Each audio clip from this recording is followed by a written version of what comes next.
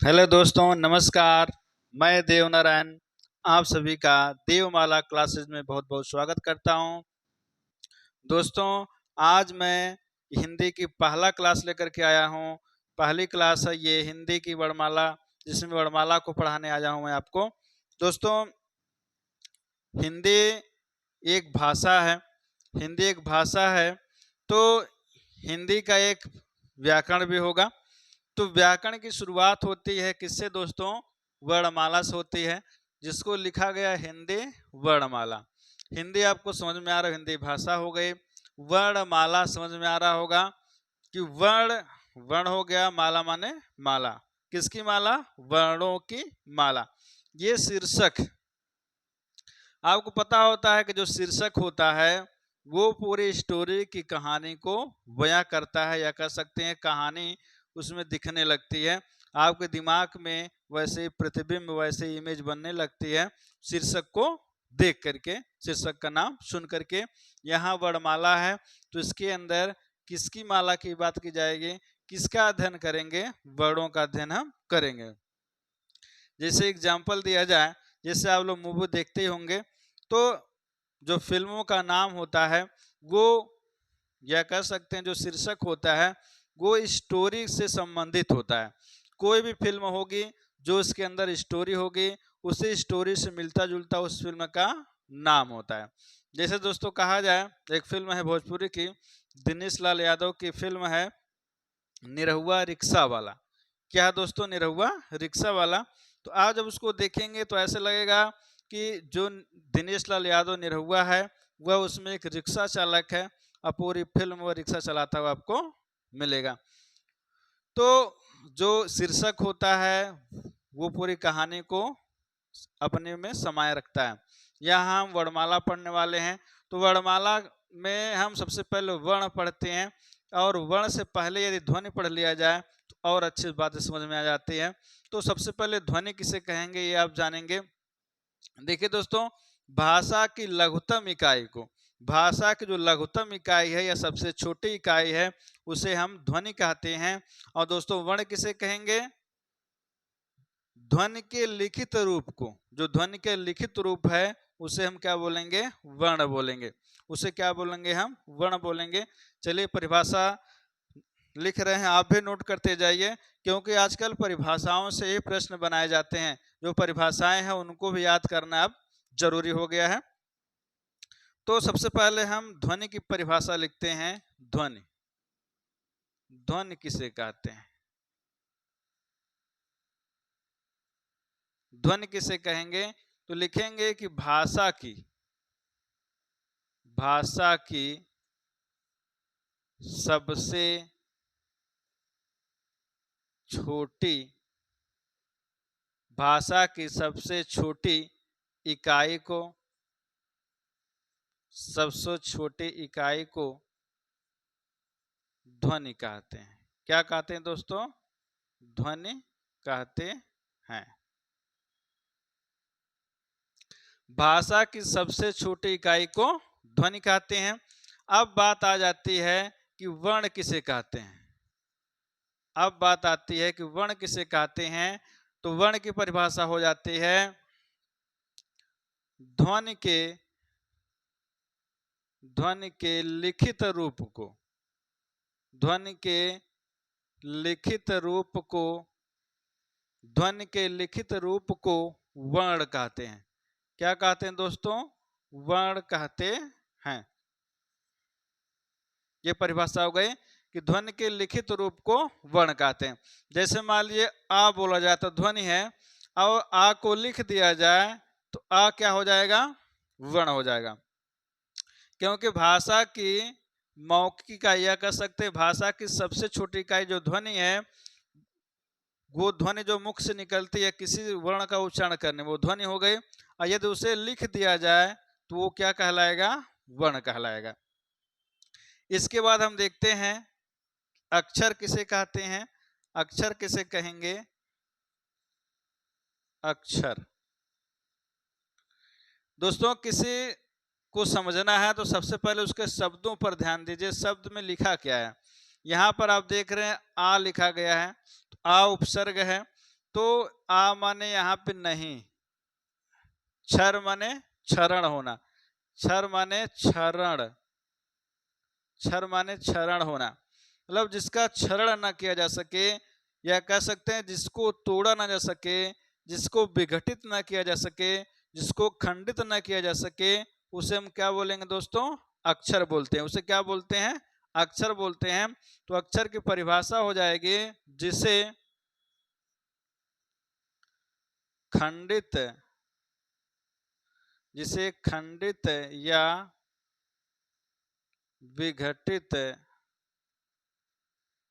ना किया जा सके, ना किया जा सके।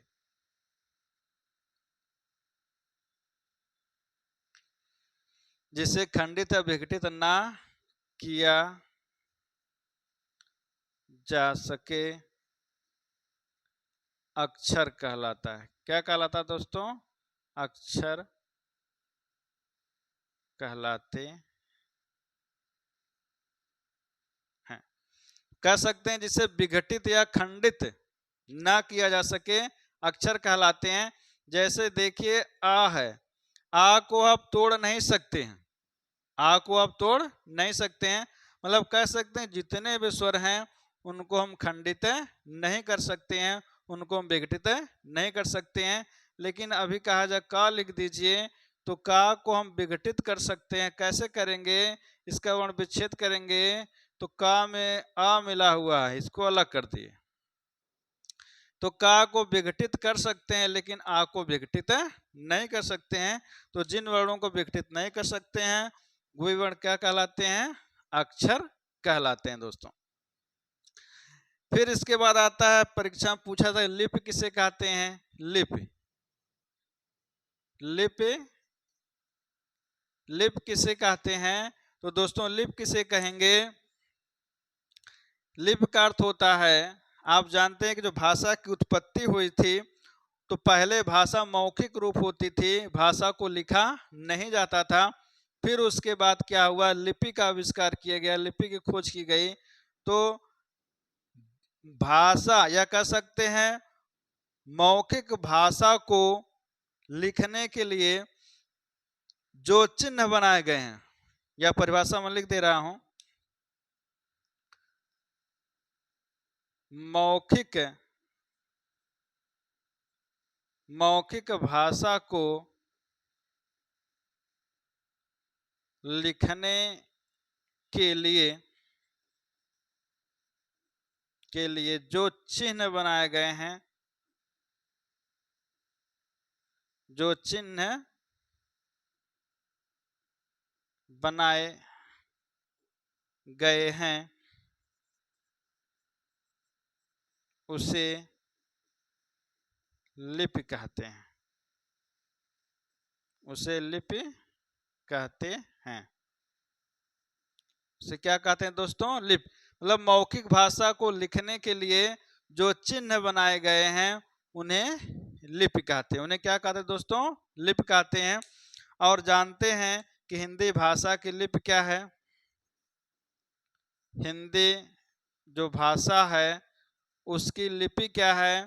तो देवनागरी लिपि है। क्या दोस्तों? देवनागरी लिपि। पूछा जाए हिंदी भाषा की लिपि क्या है, तो देवनागरी लिपि है। दोस्तों इतना हम पढ़ चुके, इन परिभाषाओं को आप नोट करते जाइए क्योंकि इन परिभाषाओं से अब प्रश्न बनाए जाते हैं। जैसे एग्जाम में आपसे पूछा जाए प्रश्न, एग्जाम में आपसे प्रश्न पूछा जाए कि भाषा की सबसे छोटी इकाई किसे कहते हैं, 4 विकल्प दिया जाए, ध्वनि, वर्ण, शब्द और अक्षर, तो आप उत्तर क्या बताएंगे? ध्वनि बताएंगे। क्या बताएंगे? ध्वनि बताएंगे। इस प्रकार जितने भी ये परिभाषाएं लिखी गई हैं इनको आप जरूर याद करिएगा क्योंकि ये परीक्षा के लिए बहुत महत्वपूर्ण है।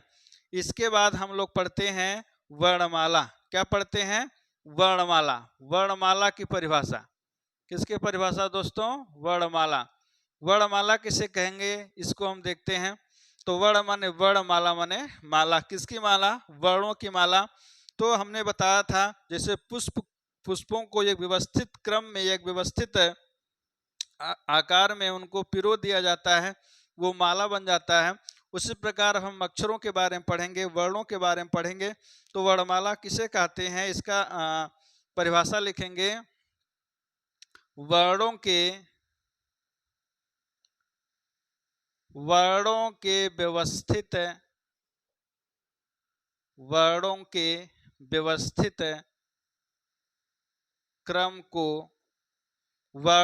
व्यवस्थित क्रम को वर्णमाला कहते हैं। क्या कहते हैं दोस्तों? वर्णमाला कहते हैं। वर्णों के व्यवस्थित क्रम को वर्णमाला कहते हैं। यदि वर्ण को एक व्यवस्थित क्रम में लिख दिया जाए तो वह वर्णमाला कहलाएंगे। जैसे देखिए, यदि आ के बाद ऐ आओ लिख दिया जाए तो ये क्या क्रमबद्ध रूप है? नहीं है। का के बाद अंगा लिख दिया जाए, चा लिख दिया जाए तो दोस्तों क्या एक क्रमबद्ध रूप है? नहीं है। तो इनको वर्णमाला हम नहीं कह सकते हैं। जैसे कहा जाए कि क के बाद ख, ग, घ, ङ आता है तो इनको वर्णमाला हम कह सकते हैं, क्योंकि ये किस रूप में है? ये क्रमबद्ध रूप में है। और परीक्षाओं में ऐसे 4-4, 5-5 वर्ण दे करके कुछ क्रम में रहेंगे, कुछ बिना क्रम में रहेंगे। पूछा जाएगा इसमें से वर्णमाला कौन है? तो जैसे मान लीजिए ये दे दिया जाए क, ख, घ, ङ, तो ये वर्णमाला में है, क्योंकि इसमें क के बाद ख के बाद ग के बाद घ के बाद अंगा आया हुआ है, एक व्यवस्थित क्रम में है। तो इसको हम वर्णमाला हम कह सकते हैं।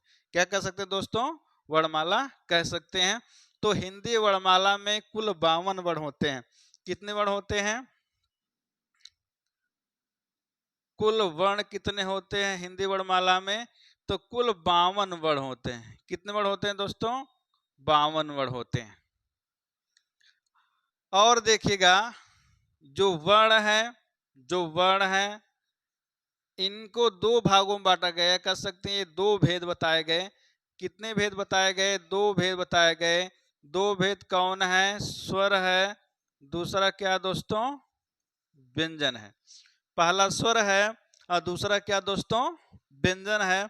अब हम लोग पढ़ेंगे स्वर किसे कहते हैं। स्वर, तो दोस्तों स्वर की परिभाषा हो जाती है कि जो वर्ण स्वतंत्र रूप से बोले जाते हैं उन्हें स्वर कहते हैं। जो वर्ण स्वतंत्र रूप से बोले जाते हैं उन्हें स्वर कहते हैं। या कह सकते हैं कि जो वर्ण बिना किसी दूसरे वर्ण की सहायता लिए बोले जाते हैं, उच्चारित किए जाते हैं, उसे हम स्वर कहते हैं।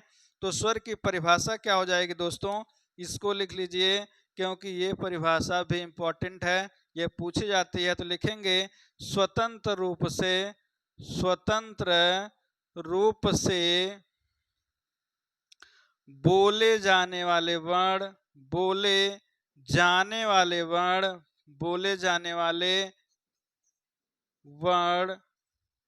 स्वर कहलाते हैं। क्या कहलाते हैं दोस्तों? स्वर कहलाते हैं। बहुत इंपॉर्टेंट परिभाषा है, इसको जरूर याद करिएगा कि स्वतंत्र रूप से बोले जाने वाले वर्ण स्वर कहलाते हैं। और बोल करके देख लीजिए दोस्तों, आपको विश्वास ना हो तो आपको विश्वास हो जाएगा कि बिना किसी दूसरे वर्ण की सहायता लिए हम बोल सकते हैं स्वर को। जैसे अ को बोल के देख लीजिए, तो आ को आपको बोलने के लिए किसी भी दूसरे वर्ण की जरूरत आपको नहीं पड़ने वाली है। इसीलिए हम इनको स्वर कहते हैं। इसलिए हम क्या कहते हैं? स्वर कहते हैं। अब आपको पढ़ना है कि हिंदी वर्णमाला में स्वर कितने हैं। और बोल करके देख लीजिए, एक नहीं और बोलिए। जैसे आ को बोल के देख लीजिए, ई को बोल के देख लीजिए, ऊ को बोल के देख लीजिए, यहाँ पे दीर्घ आ बोल के देख लीजिए, दीर्घ ई बोल के देखिए, दीर्घ ऊ। जितने भी स्वर हैं उनको यदि आप उच्चारित करेंगे, उनको यदि आप बोलेंगे तो उसमें किसी दूसरे वर्ण की सहायता आपको नहीं लेनी पड़ेगी। इसलिए उनको स्वर में रखा गया है। इसलिए उनको किस में रखा गया है? स्वर में रखा गया है। तो दोस्तों अब हम पढ़ेंगे कि स्वर कितने होते हैं। स्वर कितने होते हैं? तो कुल स्वर कितने हैं हिंदी वर्णमाला में? कुल स्वर वर्णों की संख्या है 11। कितने वर्ण दोस्तों हैं? 11 वर्ण हैं। अब 11 वर्ण कौन कौन से हैं लिख देते हैं। आ ए ए ओ ओ, रे ए ऐ ओ आओ।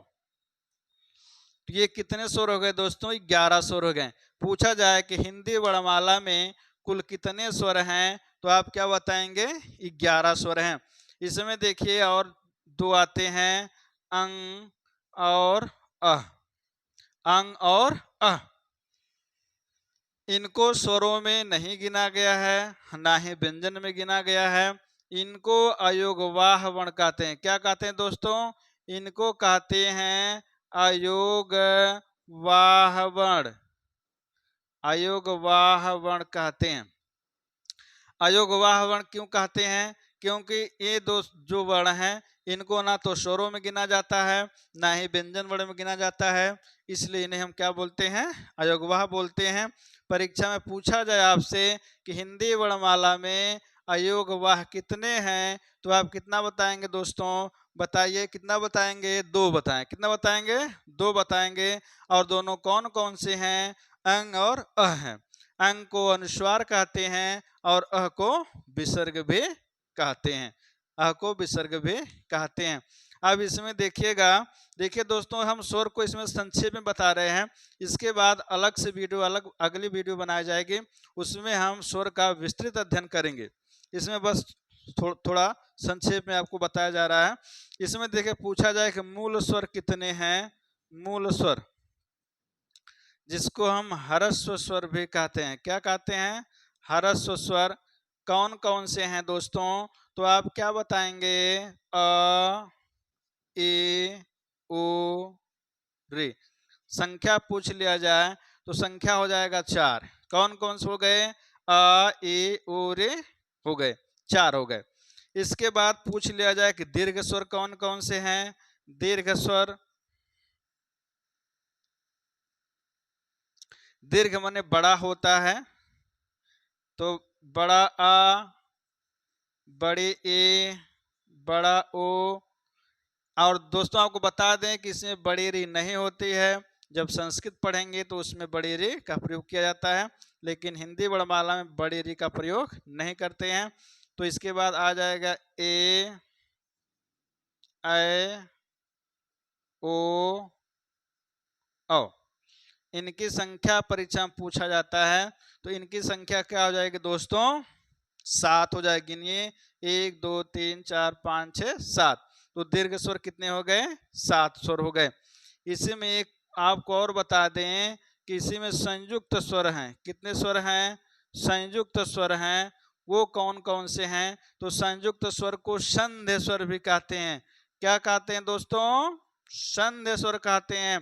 देखिए, एक एक स्वर का मतलब स्वरों को कई नामों से जानते हैं, तो जो नाम है अनेकों, उनको आपको याद करना पड़ेगा। जैसे संयुक्त स्वर को संध्य स्वर भी कहते हैं, तो कौन कौन से हैं दोस्तों? इसको हम देखते हैं। जैसे ए ऐ ओ औ। संध्य स्वर हैं तो मिलकर के बने हैं। देखिए, यदि छोटा आ बड़ा आ के बाद यदि छोटी मिलाएं चाहे बड़ी मिलाएं तो ए बन जाता है। क्या बन जाता है दोस्तों? ए बन जाता है। मतलब अ मिलाएंगे ए मिलाएंगे तब भी ए बनेगा, आ मिलाएंगे ए मिलाएंगे तब भी ए बनेगा। मतलब ए बनेगा ही, चाहे ह्रस्व मिलाएं चाहे दीर्घ मिलाएं। उसके बाद देखेंगे, आ के बाद यदि बड़ा आ हो, उसके बाद ए मिला देंगे तो क्या बन जाएगा? आय बन जाएगा। उसी के बाद दोस्तों आप देखेंगे कि आ ह्रस्व या दीर्घ के बाद यदि छोटा ऊ बड़ा ऊ में से कोई मिला देंगे तो ओ बन जाएगा। जैसे आ ऊ मिलाएंगे तब भी ओ बनेगा, आ और ऊ मिलाएंगे तब भी ओ बनेगा। उसके बाद दोस्तों है कि आ के बाद यदि बड़ा आए, उसके बाद ओ आ जाए तो क्या बन जाएगा? औ बन जाएगा। ये संयुक्त स्वर हो गए। आपसे परीक्षा पूछा जाए कि संयुक्त स्वर कितने हैं दोस्तों, तो आप कितना बताएंगे? 4 बताएंगे। दोस्तों इसके बाद आपको बता दें, इन्हीं में से और प्रश्न बन जाता है कि गुण स्वर कौन कौन से हैं। तो ए और ओ कैसे स्वर हैं? गुण स्वर हैं। कैसे स्वर हैं दोस्तों? गुण स्वर हैं। उस और अ और अ कैसे स्वर हैं? वृद्धि स्वर हैं। कैसे स्वर हैं दोस्तों? वृद्धि स्वर हैं। जब हम संधि पढ़ेंगे तो इनका प्रयोग वहां देखने के लिए आपको मिलेगा। दोस्तों वीडियो बहुत बड़ी नहीं बनाना है, बस इतना ही इसमें मैं बताना चाहता हूं। और जो स्वर हैं उनके जो भेद पढ़ा जाएगा, उनका जो विस्तृत अध्ययन किया जाएगा, उसको हम अगली वीडियो में आपको पढ़ाने वाले हैं। दोस्तों यदि ये वीडियो आपको अच्छी लगी हो तो इस वीडियो को ज़्यादा से ज़्यादा लोगों को शेयर करिए, ताकि इस वीडियो से वो भी अपना लाभ उठा सकें। और चैनल को सब्सक्राइब करें। अपने दोस्तों, अपने रिश्तेदारों, अपने सगे संबंधियों के यहाँ आप इस वीडियो को जरूर शेयर करें। धन्यवाद दोस्तों।